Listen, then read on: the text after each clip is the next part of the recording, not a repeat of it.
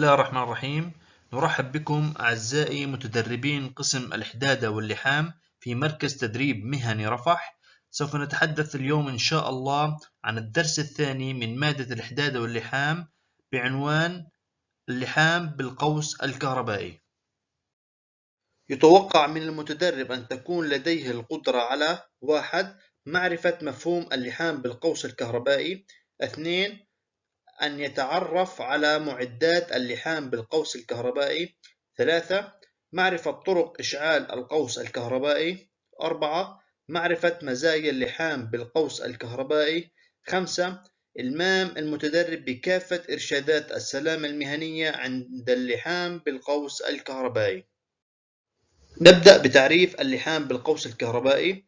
هو لحام بالصهر، حيث يتم صهر حوافل المعدن عن طريق الحرارة الناتجة من شرارة كهربائية حادثة بين سيخ اللحام الإلكترود وبين معدن القطع، وتزيد درجة حرارة الشرارة الكهربائية عن 4000 درجة مئوية. وأشهر أنواع اللحام بالقوس الكهربائي هما: أولا اللحام بأسياخ مغلفة. ثانيا اللحام بأسياخ عارية مع غاز واقي. سوف نتعرف على معدات اللحام بالقوس الكهربائي كما هي موضحة داخل هذا الجدول. أولا مصدر للطاقة الكهربائية، وذلك للحصول على الطاقة اللازمة. قاطع وقاية، ويستخدم أمان للوقاية من الصدمة الكهربائية ومن زيادة الحمل. ماكينة الحام، وذلك لتنظيم الطاقة الكهربائية وتخفيض الجهد الكهربي. كابلات كهربائية لنقل التيار الكهربائي. مقبض إلكترود، ويستخدم لمسك الإلكترود وتوجيه عملية اللحام. مربط، ويستخدم لإحكام الدارة الكهربائية. نظارة واقية، وهي مهمة لوقاية العين والوجه من الأشعة والحرارة. ملابس العمل أيضا لحماية الجسم من الحرارة والشرر المتطاير. أسياخ اللحام، لذلك لتعبئة الفراغ بين القطع. أيضا من المعدات قطعة العمل لإجراء عملية اللحام عليها. ملقط أو زرادية، وذلك تستخدم لمسك القطع الساخنة.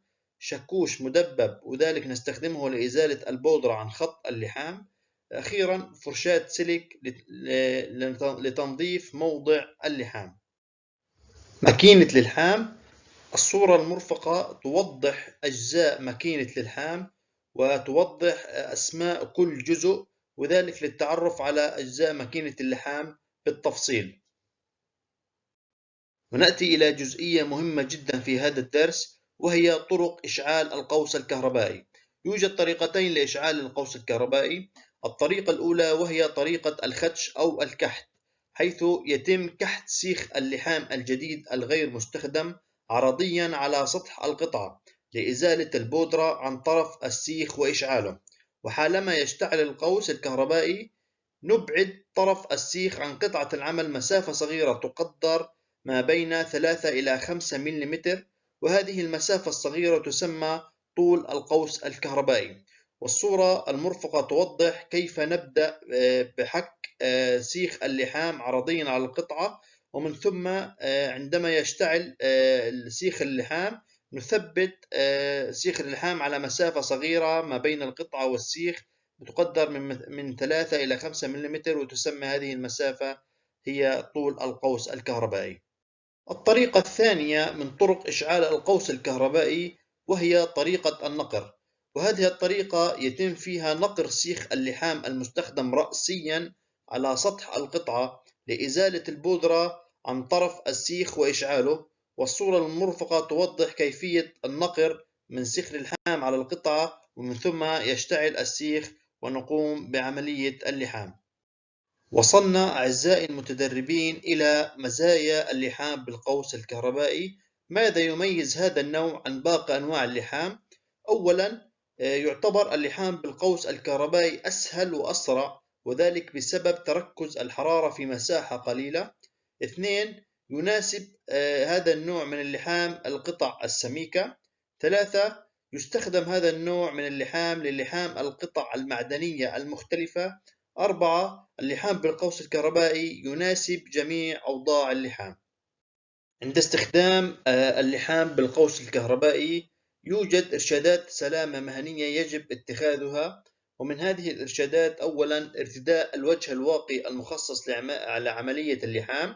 2. ارتداء ملابس العمل وتشتمل أفرهول، حذاء سميك، وقفازات كما تحدثنا عنها سابقا. 3. ابعد المواد القابلة للاشتعال عن مكان العمل. 4. وضع الساتر أو حاجز عند اللحام في مكان مكشوف، وذلك لحماية الناس الموجودة من الأشعة الضارة. 5. يجب أن تكون أرضية المشغل جافة ونظيفة. 6. استخدام زرادية أو ملقط لمسك القطع الساخنة. 7. التأكد من سلامة الكابلات الكهربائية عن مكان تساقط الشرر. 8. عدم سحب الكابلات فوق أسطح ساخنة أو حواف حادة حتى لا تتعرى هذه الكابلات وتصبح مصدر خطر.